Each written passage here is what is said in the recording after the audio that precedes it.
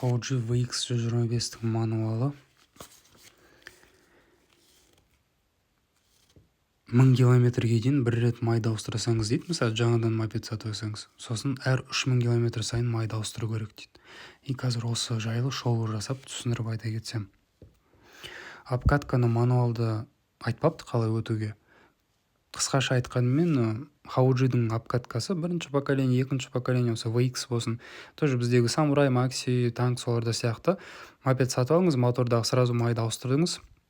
Редукторда тоже желательно ауыстыра салу керек майды. Сразу моторда, редукторда жаңа майға ауыстырасыз. Мопед сатып алғаннан кейін даже 100 километрге жеткізбей. Потом әр 300 километр сайын ауыстырасыз. Мысалы, сіз мопед сатып алдыңыз, и өзіңіздің үйіңізге келдіңіз, или май ауыстыратын жерге, примерно сіздің пробегіңіз где-то 20-30 километр болады. Ары кетсе 50 километр.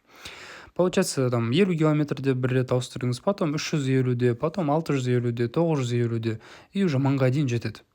Егер де прям до конца обкатканы өтемесең, где-то 1200-1300-де тағы да ауыстырсаңыз болады, 1300-ге дейін. Потом уже өзінің регламенті басталады. Бірақ Hauji'де обкатка жайлы айттым, ал өзінің регламенті 3000 километр сайын майды ауыстыру керек дейді, ауыстыруға болады дейді, 3000 километр сайын. Егер де біздегі Samurai, Maxi, танк, сол 157 KMG, 152 KMI мотормен жүретін мопедтерде 1000 километр сайын ғой, мысалы Samurai'ларда, 1000-да, 2000-да, 3000-да, 4000-да, амналарда бүйтеді. Сен 3000 километр сайын ауыстырып жүрсең болады дейді. Мысалы, 1000-ға дейін бір рет ауыстыра сал дейді. Потом, мысалы, 1000 километр жүрдің, потом 1000 километрден кейін 3000 километр жүре бер дейді. И 4000 километрде ауыстыр дейді.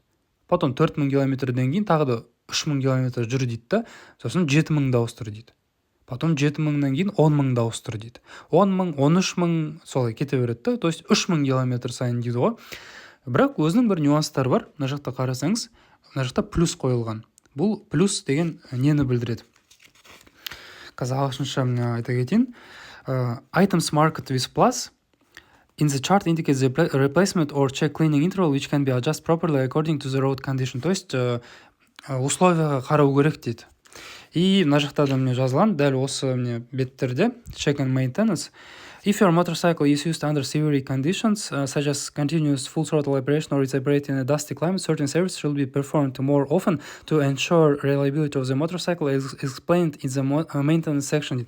Егер сіздің мотоцикліңіз ауыр условияларда қолданса, егер де газды дополикқа бассаңыз, тақап жестко там басып айдасаңыз, сосын орта шаң болса, топырақ болса, бұндай қызметтер жиі жасалу керек дейді, өзіңіздің кепілдігіңізді сақтау үшін дейді, надежностьті. Яғни идеальный керемет условиялар болса, онда 3000 километр сайын ауыстыруға болады дейді. Мысалы, сіз бір дальнякқа шығып бара жатсыз, бір жылдамдықпен асықпай, на расслабоне, жақсы сапалы май құйдыңыз, и дальнякқа шығып, потом где-то 3000 километр сайын ауыстырсаңыз болады дейді. Дальнякта там асықпай, егер де ыстық болмаса, ал егер де ауа райы там суық болса или шли бір ыстық болып жатса, мысалы Алматыда ылғалдық влажность бар, пробкалар бар, газ тормоз, мотор часы деген бар, тек пробег емес, еще пробкада тұратын уақытты да есеп тұру керек, потому что пробкада все равно мопедте тұр қалады ғой, ол кездерде пробег жүрмейді, бірақ мотор істеп тұрады, оны да есепке алу керек. Поэтому олар былай жазған, что as explained in the maintenance section дейді, то есть осы maintenance секцияда жазылғандай, айтылғандай соны жасау керек дейді. И байқасаңыз, мотор майларында плюс тұр, бағанағы мен плюсты айтқаным, именно условияларға қарай бұл ауысады деген ғой. И ауа сүзгісінде, воздушный фильтрде де міне плюс тұр.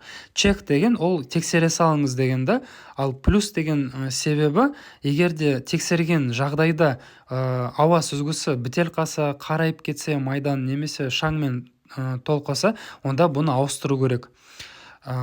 Плюсты просто қоймағанда, егер де просто чек деп тұрса, онда воздушный фильтрді әр 3000 километр сайын просто тексеру керек еді, ал плюсты чектің жанына просто қоймайды.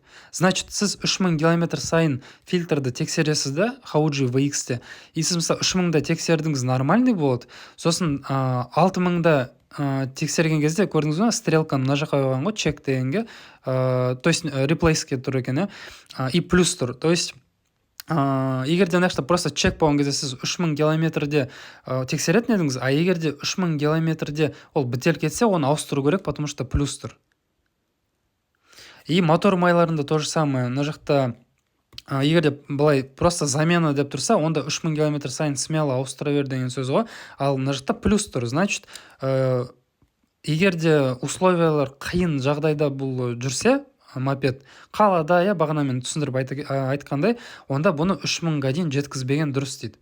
Потом жеги бұл VX-терде мынандай бар, engine oil strainer деген.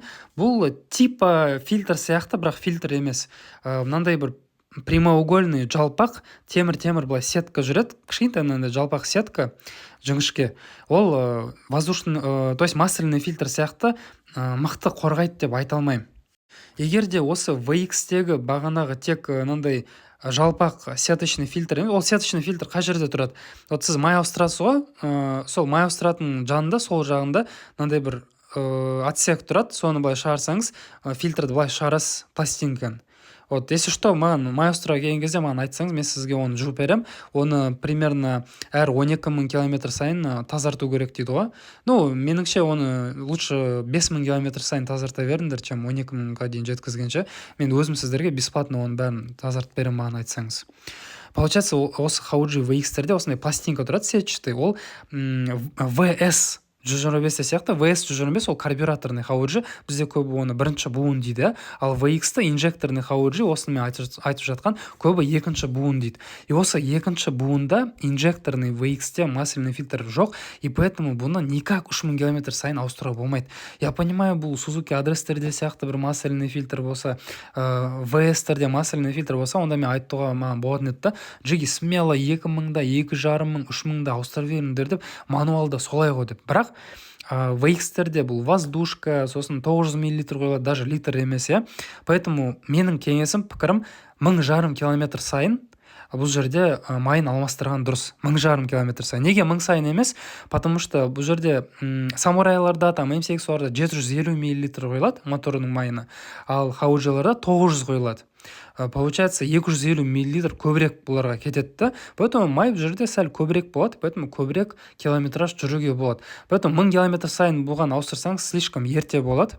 Конечно, егерде манол мысал қойып жатсаңыз, манолдың допуска SL-ді, ол допусктар жайлыға сүрсем тағы да видео 5-10 минутқа ұзартылады. Қысқаша айта салайын, мысалы манолда SL допуск, оны манолды қойсаңыз, Hauji'да 1000 сайын ауыстыра беріңдер. Ал мысалы Yakkoны қойсаңыз, Liqui-Moly, Matule, онда смело 1500, даже 2000 километр сайын ауыстыра берсеңіз болады. Но егерде прям уверен болам десеңіз, өзіңіздің мопедіңізге 1500-да ауыстыра беріңдер жеги.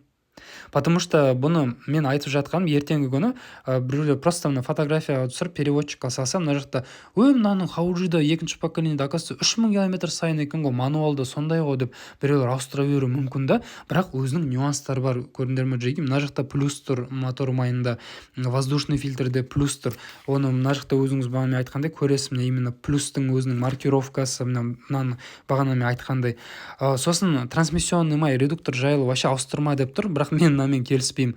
Мотор майларын маған 3-4 Hauji келген, сапаларын көрдім, сасып тұрады, редуктордағы майын сразу ауыстырсаңдар, и мына жақта 6000 сайын ауыстыру керек дейді. В принципе, 8000 километр сайын Hauji'да редуктордың майын ауыстыра берсеңдер болады жеги. Сұрақтарыңдар болса, жду в комментариях. Келіскенше.